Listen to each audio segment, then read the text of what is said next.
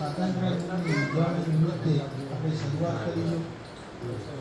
આજે 80મો સ્વાતંત્ર્ય દિનની આપણે ઉજવણી કરી રહ્યા છીએ. આપણા દેશને આઝાદી મળી એના પછી આ દિવસે દર વર્ષે આ દિવસને ઉજવવામાં આવે છે. અને આજના આ સ્વાતંત્ર્ય દિન નિમિત્તે અહીંયા ઉપસ્થિત ગામમાંથી વડીલ શ્રી સંત શ્રી કરશન બાપા, સ્ટેજ ઉપર શ્રી મનુ બાપા, શ્રી પસાભાઈ ધીરુભાઈ તથા ગામમાંથી આવેલા માતાઓ, વડીલો, ભાઈઓ, બહેનો તથા નાના ભૂલકાઓ સર્વેનું આ દિવસ નિમિત્તે આપનું ભાવભર્યું આમંત્રણ કરું છું, તેમની સ્વાગત કરું છું. અને આપણે આજના દિનની ઉજવણીની શરૂઆતમાં આપણે આજના કાર્યક્રમના પ્રમુખ શ્રી તરીકે હું સંત શિરોમણી શ્રી કરશન બાપાને વિનંતી કરીશ કે તેઓ આપણે પ્રમુખ શ્રી બનશે ને આપણે બધા હાથ ઊંચું કરીને એનું અભિવાદન કરીશું. સૌપ્રથમ આપણે રાષ્ટ્રગીત વંદે માતરમ ગાઈશું. ત્યારબાદ ધ્વજારોહણ કરીને ઝંડા ગીત અને ત્યારબાદ આપણું રાષ્ટ્રગાન જે છે જનગણ મન એ ગાઈશું. તો સૌ પ્રથમ આપણે ઊભા થઈ જઈશું પોતાની જગ્યાએ. રાષ્ટ્રગીત ગાવા આપણે કાલથી જે રાષ્ટ્રગાન રાષ્ટ્રગીત જે આપણે લોગું જે કરવામાં આવીશું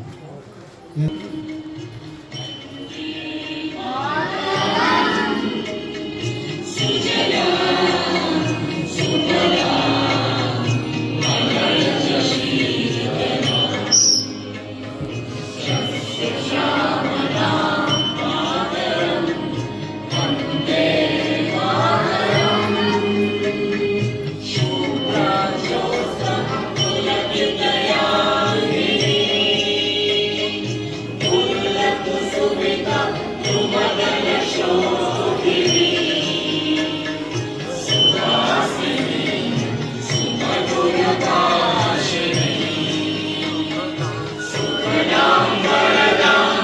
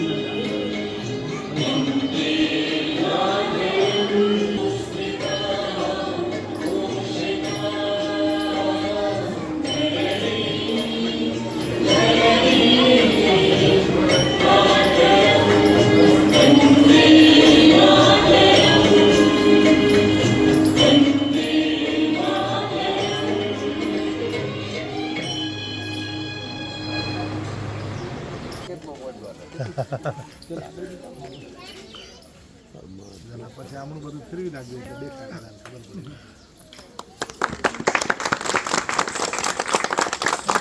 ફરક તો કરો તો સાહેબ, ફરક તો ક્યાં થાય? ખરેખર ફરક તો થાય. દોરી ફસાઈ ગઈ. બરાબર બરાબર, રેડી રેડી.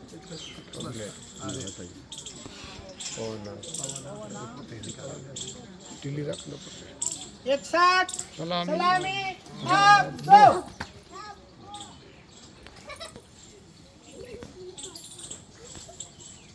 जैसे है एक साथ झंडा की शुरू करेंगे शुरू कर विजय विश्व तिरंगा झंडा ऊंचा करे हमारा सदा शक्ति बरसाने वाला प्रेम सुधा सरसाने वाला वीरों को हरसाने वाला मातृभूमि का तन मन सारा झंडा ऊंचा रहे हमारा शान में सगी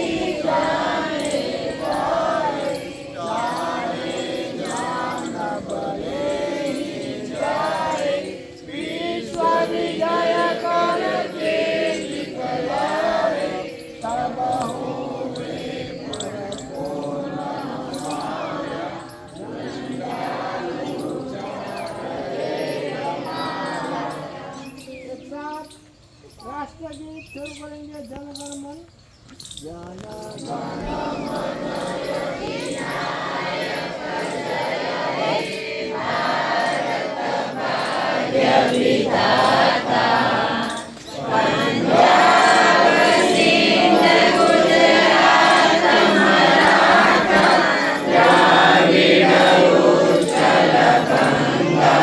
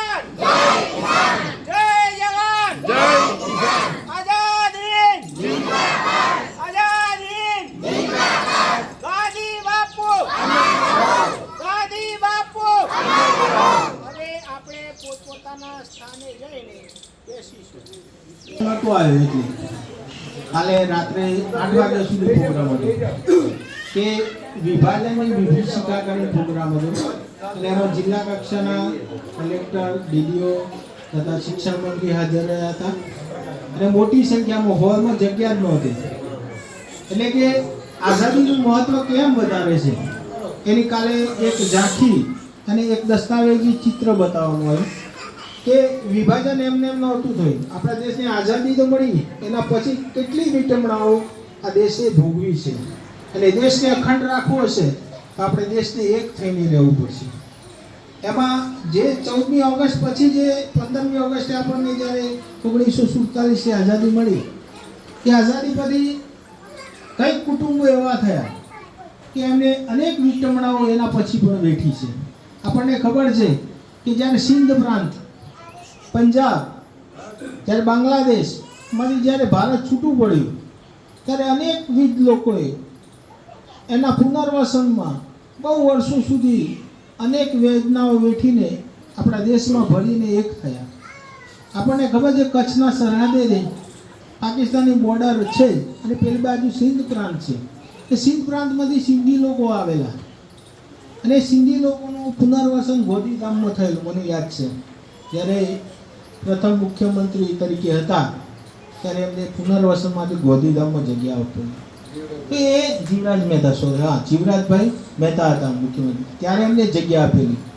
અને પુનર્વસનમાં એ લોકોએ વર્ષો સુધી અને પોતાના ધંધા રોજગાર, પોતાનું ફેમિલી, પોતાનું સર્વસ્વ એમને ત્યાં મૂકીને અહીંયા આવેલા. અને એમને આ દેશમાં દૂધમાં સાકર ભળે એમ અહીંયા ભરી ગયા અને આ દેશને અપનાવ્યો અને એક થઈને આજે રહે છે. એવી જ રીતે બાંગ્લાદેશમાં 2-3 જે કોમ્યુનિટી હતી એમને પણ એવું થયેલું કે બાંગ્લાદેશમાંથી 1947માં આવ્યા વિભાજન વખતે, પાછા એવો 1973માં ફરી આવ્યા તો જઈને. એમને તો 2 યાતનાઓ ભોગવી. એટલે કે દેશની આઝાદી મળ્યા પછી ઘણા લોકોએ પોતપોતાની તકલીફો, બલિદાનો આપ્યા છે, ત્યારે આપણો દેશ આઝાદ થયો છે. અને આ આઝાદ થયેલા દેશને એક્ય રાખીએ એના માટે આપણે પ્રયત્નો કરવાના છે. અને આપણે આ સ્વાતંત્ર્ય દિનની ઉજવણી દર વર્ષે ઉજવી રહ્યા છીએ. આજે આપણી પેઢીની આવનારી પેઢી પણ આમાંથી નવા વિચારો મળે, પ્રેરણા મળે, એના માટેનો આ અવસર છે. આજના અવસર નિમિત્તે હવે એક વિદ્યાર્થી આરાધ્ય જે આજના પ્રસંગ નિમિત્તે અમને ઉદ્બોધન કરશે, શ્રી આરાધ્યને વિનંતી કરીશ. भारत माता की भारत माता की आज शेरों की तरह जीते हैं हम, तूफानों से नहीं डरते हम, भारत माता के वीर सपूते, सीने में गोली खा ले मगर झुकते नहीं हम. आज 15મી ઓગસ્ટની ઉજવણી કરવા આવેલા એવા સંત શ્રી મહાકર્મયોગી કરશન બાપાના ચરણોમાં વંદન તથા મનુ બાપાના ચરણોમાં વંદન. મેહુલભાઈ સાહેબ, બેન, શાળાના વિદ્યાર્થીઓ અને સર્વ ગ્રામજનોને મારા વંદે માતરમ. 15મી આજે આપણા દેશનો ગૌરવપૂર્ણ તહેવાર 15મી ઓગસ્ટની ઉજવણી કરવા આપણે સૌ એકત્ર થયા છીએ. 15મી ઓગસ્ટ 1947ના દિવસે આપણો દેશ અંગ્રેજોની ગુલામીમાંથી આઝાદ થયો. આઝાદી આપણે સરળતાથી નથી મળી, પરંતુ આપણા અનેક સ્વતંત્ર સેનાનીઓએ પોતાના જીવનનું બલિદાન આપ્યું અને સંઘર્ષ કામો કર્યા. મહાત્મા ગાંધી, સરદાર વલ્લભભાઈ પટેલ, વીર ભગતસિંહ, સુભાષચંદ્ર બોઝ જેવા અનેક મહાન વીરોના યોગદાનને આપણે ક્યારેય ભૂલી શકીએ નહીં. આઝાદીનો સાચો અર્થ માત્ર સ્વતંત્ર રહેવા નથી, પરંતુ આપણી જવાબદારીને સમજવાનો પણ છે. આપણે દેશના સારા નાગરિક બનીએ, નિયમોનું પાલન કરીએ, પર્યાવરણનું રક્ષણ કરીએ અને સૌ સાથે પ્રેમ અને એકતાથી રહીએ, એ જ આપણા દેશ માટે સાચી સેવા છે. આપણા તિરંગાના 3 રંગ આપણે હિંમત, શાંતિ અને પ્રમાણિકતાનો સંદેશ આપે છે. જ્યારે તિરંગો આકાશમાં લહેરાય છે ત્યારે દરેક ભારતીયનું હૃદય ગર્વથી ભરાઈ જાય છે. આપણે આજે આપણા ઘરોમાં શાંતિથી સૂઈ શકીએ છીએ, પરિવાર સાથે ખુશીઓ મનાવી શકીએ છીએ, કારણ કે બર્ફીલા પહાડોની કડકડતી ઠંડી હોય કે રણની બળબળતી ગરમી, આપણા સૈનિકો પોતાના સુખ ચૈનનો ત્યાગ કરી રાત દિવસ જાગતા રહે છે. તે સૈનિકોને દિલથી સલામ. મહાત્મા ગાંધીજીએ સ્વતંત્રતાની લડાઈમાં સત્ય અને અહિંસા જેવા આધ્યાત્મિક શસ્ત્રોનો ઉપયોગ કર્યો હતો. તેમણે દેશને શીખવ્યું હતું કે સાચી આઝાદી બહારની ગુલામીમાંથી મુક્તિ મેળવવાની સાથે સાથે પોતાના મનના નકારાત્મક વિચારો અને સ્વાર્થમાંથી મુક્ત થવાનો છે. આજનો દિવસ છે આપણા સ્વાભિમાનનો, આજનો દિવસ છે આપણા શહીદોના બલિદાનને સલામ કરવાનો, આજનો દિવસ છે આપણા ભારત માતા પ્રત્યે આપણો प्रेम व्यक्त करवाना। मैं वो देश का नागरिक हूँ कि जिसके होठ पर गंगा और हाथ पर तिरंगा है। वो देश कभी सत्यम शिवम सुंदरम, कभी पंजाब पसंद गुजरात मराठा, कभी वंदे मातरम रहा है। कभी पंजाब पसंद गुजरात मराठा, ग्रामीण उत्कल बंगा है। मैं वो देश का नागरिक हूँ कि जो हर ठुकराए हुए की स्मरण स्थली बन जाता है और 7 समुद्र पार परदेशों को भी अपने ब्रदर एंड सिस्टर कहकर बुलाता है। यही प्रेम और पूजन की भूमि सिर्फ भारतवर्ष कहलाता है। भारतवर्ष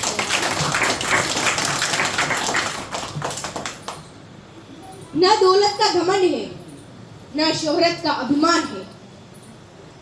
हमें तो बस इस बात पर गर्व है कि हम हिंदुस्तान हैं। तिरंगा हमारी शान है, भारत हमारी जान है। दुनिया में सबसे प्यारा अपना हिंदुस्तान है। भारत माता की वंदे।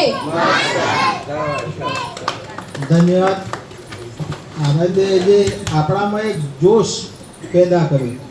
નાનું બાળક પણ એક ભારતીય તરીકેની જે ગૌરવ છે, એની જે ભાવના છે, દેશ પ્રેમ છે, અખંડિતતા છે, એની એક મોટી વાત કરી છે. એમાં બધી વાતો આવી ગઈ, આધ્યાત્મિક આવી ગઈ.